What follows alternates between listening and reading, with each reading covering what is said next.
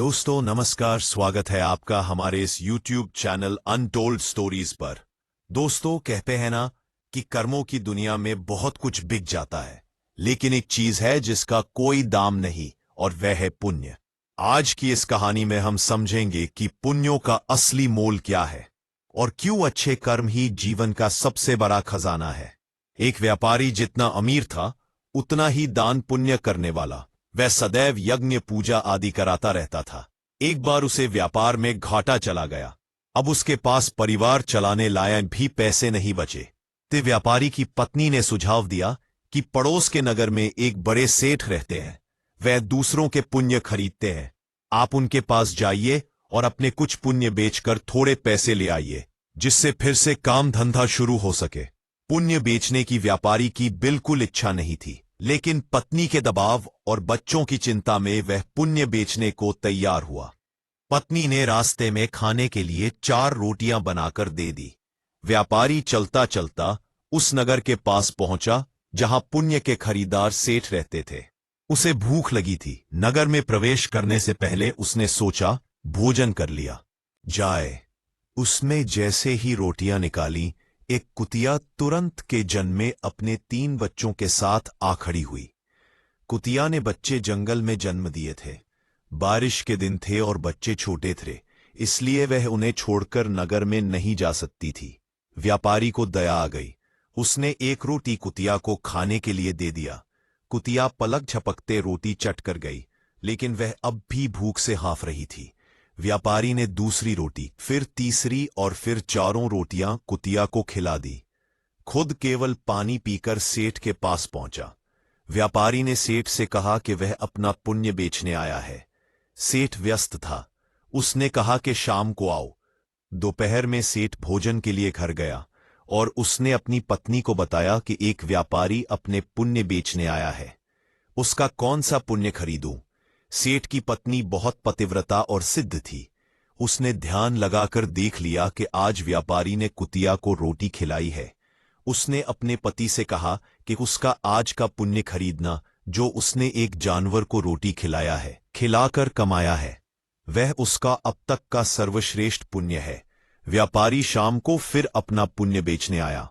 सेठ ने कहा, आज आपने जो यज्ञ किया है, मैं उसका पुण्य लेना चाहता हूं। व्यापारी हंसने लगा। उसने कहा कि अगर मेरे पास यज्ञ के लिए पैसे होते तो क्या मैं आपके पास पुण्य बेचने आता? सेठ ने कहा कि आज आपने किसी भूखे जानवर को भोजन कराकर उसके और उसके बच्चों के प्राणों की रक्षा की है। मुझे वही पुण्य चाहिए। व्यापारी वह पुण्य बेचने को तैयार हुआ। सेठ ने कहा कि उस पुण्य के बदले वह व्यापारी को 4 रोटियों के वजन के बराबर हीरे मोती देगा। 4 रोटियां बनाई गईं और उसे तराजू के एक पल्ले में रखा गया। दूसरे पल्ले में सेठ ने एक पोटली में भरकर हीरे जवाहरात रखे। पल्ले में हिला तक नहीं। दूसरी पोटली मंगाई गई, फिर भी पल्ले नहीं हिला। कई पोटलियों के रखने पर भी जब पल्ले नहीं हिला तो व्यापारी ने कहा, सेठ जी, मैंने विचार बदल दिया है। मैं अब पुण्य नहीं बेचना चाहता। व्यापारी खाली हाथ अपने घर की ओर चल पड़ा। उसे डर हुआ कि कहीं घर में घुसते ही पत्नी के साथ कलह न शुरू हो जाए। जहां उसने कुतिया को रोटियां डाली थी, वहां से कुछ कंकड़ पत्थर उठाए और साथ में रखकर गांठ बांध दी। घर पहुंचने पर पत्नी ने पूछा कि पुण्य बेचकर कितने पैसे मिले, तो उसने थैली दिखाई और कहा, इसे भोजन के बाद रात को ही खोलेंगे। इसके बाद गांव में कुछ उधार मांगने चला गया। इधर उसकी पत्नी ने जब से थैली देखी थी, उसे सब्र नहीं हो रहा था। पति के जाते ही उसने थैली खोली। उसकी आंखें फटी रह गईं। थैली हीरे जवाहरातों से भरी थी। व्यापारी घर लौटा तो उसकी पत्नी ने पूछा कि पुण्यों का इतना अच्छा मोल किसने दिया? इतने हीरे जवाहरात कहां से आए? व्यापारी को अंदेशा हुआ कि पत्नी सारा भेद जानकर ताने तो नहीं मार रही, लेकिन उसके चेहरे की चमक से ऐसा लग नहीं रहा था। व्यापारी ने कहा, दिखाओ कहां है हीरे जवाहरात। पत्नी ने लाकर पोटली उसके सामने उलट दी। उसमें से बेशकीमती रत्न गिरे। व्यापारी हैरान रह गया। फिर उसने पत्नी को सारी बात बता दी। पत्नी को पछतावा हुआ कि उसने अपने पति को विपत्ति में पुण्य बेचने को विवश किया। दोनों ने तय किया कि वह इसमें से कुछ अंश निकालकर व्यापार शुरू करेंगे। व्यापार से प्राप्त धन को इसमें मिलाकर जन कल्याण में लगा देंगे। ईश्वर आपकी परीक्षा लेता है। परीक्षा में वह सबसे ज्यादा आपके उसी गुण को परखता है जिस पर आपको गर्व हो।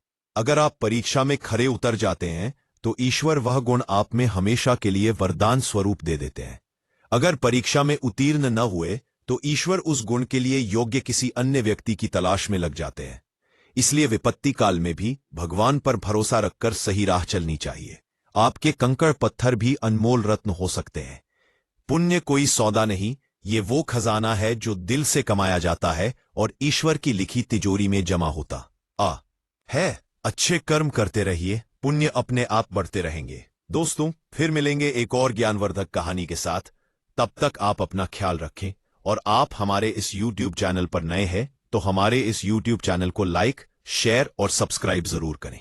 धन्यवाद।